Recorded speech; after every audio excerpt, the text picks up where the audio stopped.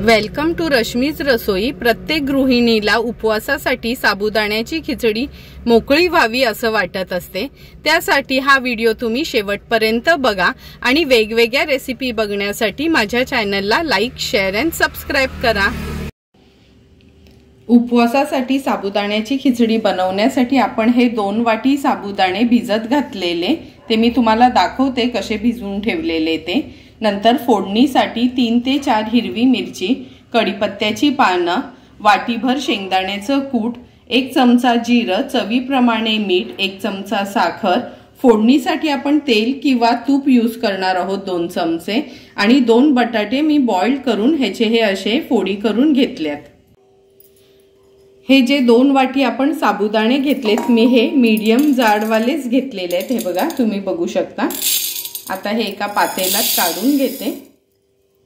हे स्वच्छ आपण धुवून घेणार आहोत 1 ते 2 पाण्यामध्ये। हे बघा हे साबुदाणे आपण स्वच्छ धुवून घेतले।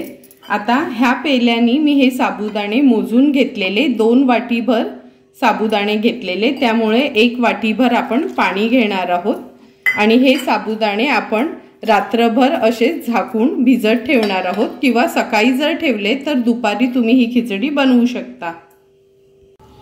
सर्वात आधी हे भिजवलेले जे साबुदाणे आहेत हे आपण थोडे मोकळे करून घ्यायचे आहेत। हे बघा कसे छानसे भिजले गेलेत ते। मी रात्रभर ठेवलेले, जर वेळ नसेल तर तुम्ही सकाळी भिजत ठेवून दुपारनंतर केलीत खिचडी तरी चालू शकते।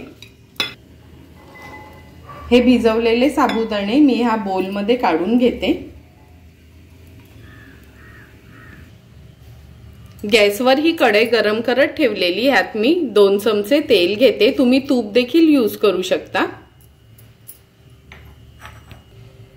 तेल गरम झाले, आता फोडणीला या आपण हिरव्या मिरच्या घालूया आणि थोडी कढीपत्त्याची पानं। मिरची थोडी तेलावर कलर चेंज होईपर्यंत आपण परतून घ्यायची आहे। मिरची छान तळून झाली आहे तेलावर। आता हे 1 चमचा जिरे आहे ते ऍड करूया। जिरं पण छान फोडणीला आपण घालतो तसंच त्याला परतून घ्यायचंय। हे बघा जिरं पण छान तडतडलं। आता हे भिजवलेले साबुदाणे आपण ऍड करूया। साबुदाणे ऍड केले की गॅसची फ्लेम लो करायची आहे। आता ह्यात वाटीभर मी हे शेंगदाण्याचं कूट घेतले। नंतर चवीप्रमाणे मीठ ऍड करणार आहोत। 1 चमचाभर साखर घेतली। साखर आवर्जून घाला कारण का त्यांनी खूप छान टेस्ट येते खिचडीला। नंतर हे बॉईल केलेले बटाट्याचे जे फोडी आहेत ते ऍड करूया। आता ह्या सर्व गोष्टी आपल्याला व्यवस्थित मिक्स करून घ्यायचे आहेत। सुरुवातीला गॅसची फ्लेम आपण लोच ठेवणार आहोत। तुम्ही बघितलं असेल मी अख्ख्या शेंगदाण्यांच्या ऐवजी शेंगदाण्याचं कूट घातलं।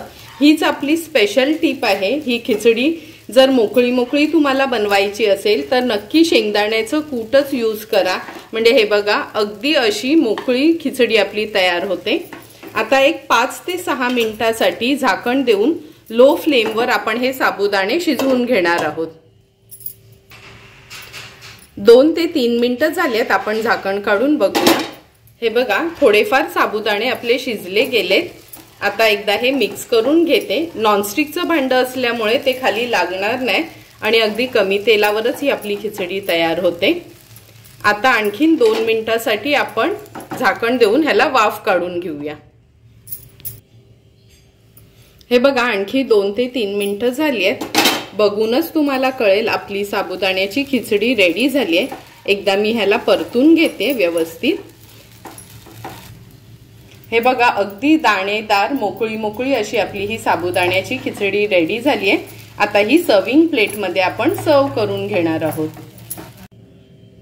तुम्ही बघू शकता अगदी हॉटेलमध्ये मिळते अशी मोकळी आपली ही साबुदाण्याची खिचडी रेडी झाली आहे। तुम्हाला पण जर मी बनवलेली ही अशी दुकानासारखी साबुदाण्याच्या खिचडीची रेसिपी आवडली असेल तर तुम्ही पण नक्की आपल्या उपवासांमध्ये ही खिचडी एकदा तरी ट्राय करा आणि मला कमेंट करून सांगा की तुम्ही बनवलेली ही खिचडी कशी झाली आहे ती।